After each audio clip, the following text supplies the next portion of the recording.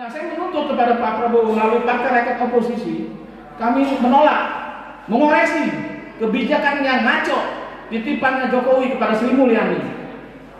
Kalau Pak Prabowo mau meningkatkan kesejahteraan, justru turunkan PPN, jangan dinaikkan. Ya Pak Prabowo mungkin kenal Farizal Ramli, saya juga kenal, kita sering diskusi masalah itu. Yang saya salut lagi, banyak kerjaan Prabowo ini memang mengikuti Rizal Ramli. Salah satunya Pak Prabowo itu mengurangi membebaskan hutang kepada petani nelayan. Zaman Gus Dur tidak. Nah, saya percaya artinya Pak Prabowo ini dia jauh lebih hebat dari Jokowi. Jadi saran saya, Jokowi itu jangan didengerin Pak Prabowo, ngaco-ngaco.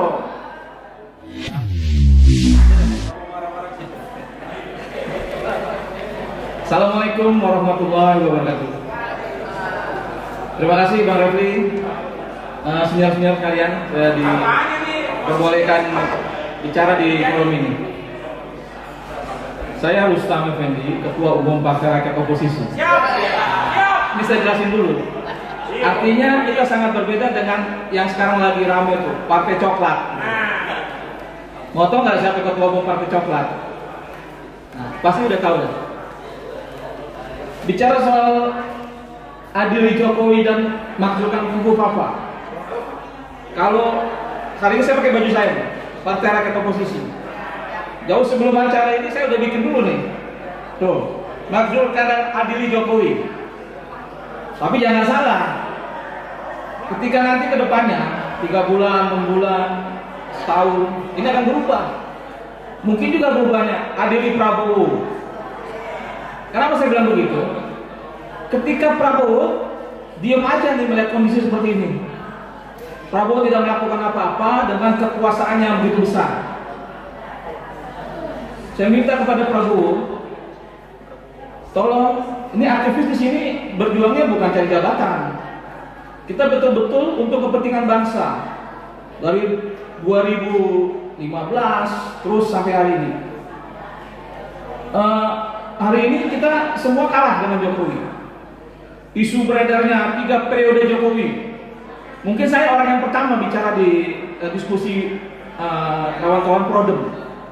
Saat itu saya bilang Jokowi akan 3 periode. Wah, mereka nggak percaya. Wah, nggak mungkin, undang-undang begini segala macam. Akhirnya terbukti toh Jokowi melakukan itu. Pada acaranya Bang Hari Masyarakat, saya ribut juga dengan Effendi Simbolon. Dia bilang kita mau 3 periode, kita udah siapin. Saya bilang, Bang Effendi nggak salah Bang Effendi ngomong mau 3 periode Jokowi. Ijazahnya aja nggak jelas, nggak ada, bagaimana 3 periode? Nah, selanjutnya isu-isu yang kita mainkan itu 3 periode disambut sama Mbak Mega. Saya dengar begitu. Disambutnya dalam arti Mega menolak 3 periode Jokowi. Akhirnya Jokowi tidak menjabat lagi. Tapi kita semua hari ini dibohongin lagi, termasuk Ibu Megawati itu. Jokowi hari ini bisa 3 periode. Dengan cara apa? Menaikkan Gibran gitu loh. Makanya itu saya menuntut kepada Ibu Mega nih. Ibu Mega yang memulai, Ibu Mega harus mengadili. Salah satu hancurnya negara ini, Indonesia yang tadinya tidak hancur seperti ini, salah satunya Ibu Mega. Ibu Megawati dan semua kader-kader PDIP bertanggung jawab. Bukan cuma hanya Jokowi. 10 tahun kemarin kemana? Kalau memang benar-benar Ibu Mega punya hati nurani, punya rasa bersalah, kalau kita mengakui itu udah bagus lah. Kami ini berjuang dari dulu. Ayo kita berjuang bersama. Pak Prabowo, yang dulu kita dukung Pak Prabowo, hari ini kita meminta kepada Pak Prabowo dengan kekuatan besarnya. Kalau Pak Prabowo pengen besar namanya sebagai tokoh bangsa, sebagai orang yang bisa mengatasi masalah ini, pertama yang harus dilakukan Pak Prabowo itu adalah menghapus, memecat itu orang-orang titipan Jokowi. Karena apa? Ini akan terus merusak. Prabowo harus berani ambil itu. Prabowo seorang perwira, jenderal, Kopassus, hari ini presiden. Jangan mau kalah dengan Jokowi yang ijazahnya aja nggak ada gitu. Sangat memalukan ketika Prabowo sampai hari ini masih dibayang-bayang Jokowi. Oleh karena itu saya mengajak Prabowo sebagai kesatria, walaupun saya bukan tentara gitu, tapi paling tidak saya juga peduli terhadap nasib bangsa. Selanjutnya adalah masalah Prabowo selalu bicara soal kesejahteraan rakyat.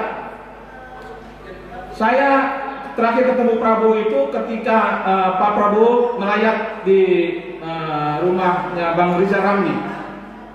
Hari itu saya menjaga Rizal Ramli 2 hari 2 malam.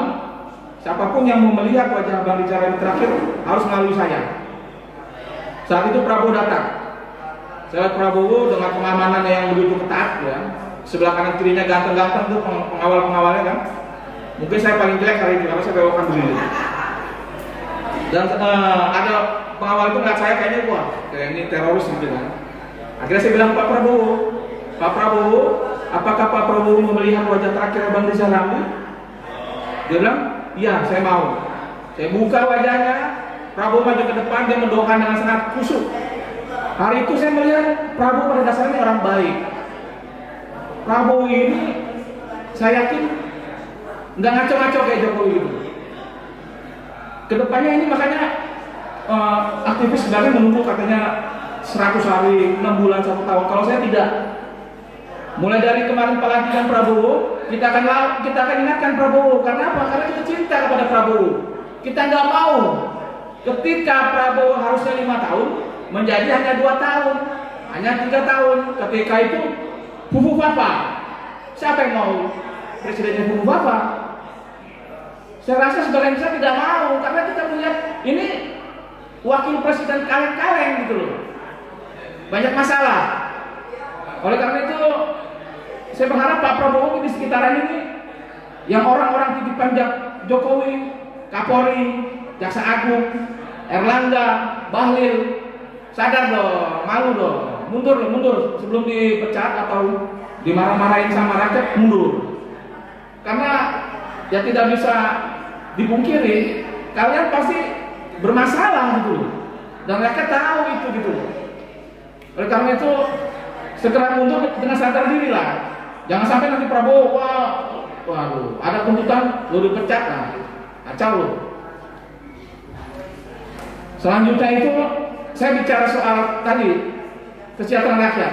Hari ini Pak Prabowo wacana 12% PPN ini sangat mengganggu, terutama ibu-ibu yang di dapur, bapak-bapak yang hari ini juga kadang-kadang gajinya dipotong setengah, nasib-nasib buruh, anak-anak yang jajan sekolahnya yang mungkin tadinya 30.000 sekarang 15.000. Harga beras yang sangat tinggi Pak Prabowo. Kalau untuk Pak Prabowo sendiri mungkin harga 20.000, 100.000 per liter, atau buat koruptor-koruptor yang duitnya miliaran ratusan itu kecil. Tapi Pak Prabowo harusnya melihat Indonesia ini luas. Yang Pak Prabowo bilang kemarin itu, wah ini menggerutkan nih orang-orang di sekitaran Prabowo. Menterinya dibanyakin karena dia bilang Indonesia itu luas.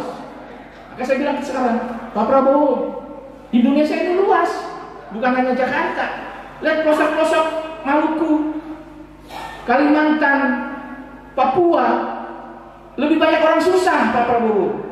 Ketika PPN ini 12%, bagaimana nasib mereka? Yang tadinya pakai celana bisa nggak pakai celana Pak Prabowo. Nah, saya menuntut kepada Pak Prabowo melalui Partai Rakyat Oposisi, kami menolak, mengoreksi kebijakan yang ngaco titipannya Jokowi kepada Sri Mulyani. Kalau Pak Prabowo mau meningkatkan kesejahteraan, justru turunkan PPN, jangan dinaikkan. Ya Pak Prabowo mungkin kenal Pak Rizal Ramli, saya juga kenal, kita sering diskusi masalah itu. Yang saya salut lagi, banyak kerjaan Prabowo ini memang mengikuti Rizal Ramli. Salah satunya Pak Prabowo itu mengurangi membebaskan hutang kepada petani nelayan. Zaman Gus Dur tidak, Bang Rizal Ramli melakukan itu. Terus yang sering saya dengar polisi itu nggak bagus sekarang nih, dimanfaatkan Jokowi, dibawa komandonya presiden langsung. Pak Prabowo menempatkan itu, memutus itu. Nah saya percaya artinya Pak Prabowo ini dia jauh lebih hebat dari Jokowi. Jadi saran saya Jokowi itu jangan didengerin Pak Prabowo, ngaco-ngaco. Ya saya bilang ngaco-ngaco apa?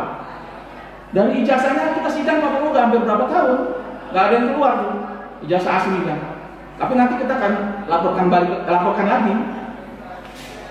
Nah mudah-mudahan dengan ini sampai didengarkan kepada Pak Prabowo, menteri-menterinya Pak Prabowo yang ngaco-ngaco, yang menurut saya koruptor kelas kakap, pada Jokowi, pada Gibran, yang hari ini saya melihat Gibran itu udah mulai mau main-main licin-licinan sama Pak Prabowo. Ya saya bilang Pak Prabowo hati-hati. Gibran ini pemain gitu loh. Artinya pemain itu dia mau melakukan apa aja. Ya kita udah buktikan ketika undang-undang di MK itu dihapuskan untuk kepentingannya Gibran gitu. Dia yang santai-santai aja gitu. Jangan sampai Pak Prabowo ditikam dari belakang. Kami ngomong begini karena apa? Karena kami mendukung Prabowo dengan Prabowo daripada Gibran. Kami mendukung Prabowo sampai akhir jabatan. Jangan sampai di tengah-tengah jalan Pak Prabowo diserahkan kepada Gibran gitu. Wah ini berbahaya. Dan satu hal lagi, kalau Pak Prabowo ngaco-ngaco, akhirnya tidak sesuai dengan ucapannya, kesejahteraan, ekonomi, terus masalah hukum dan HAM, Pak Prabowo cuma ngomong doang, jangan kaget. Siapa tahu kedepannya Pak Prabowo nasibnya seperti Soeharto, digulingkan oleh rakyat. Itu yang kita nggak mau. Jadi saya minta pada Pak Prabowo secepatnya ambil langkah-langkah untuk kepentingan bangsa. Pecat seluruh titipan Jokowi di kabinet Prabowo, termasuk Kapolri dan Jaksa Agung. Yang kedua, hati-hati terhadap Gibran. Gibran itu bermasalah. Terima kasih. Wabillahi taufiq wal hidayah. Wassalamualaikum warahmatullahi wabarakatuh. Hidup Partai Pro.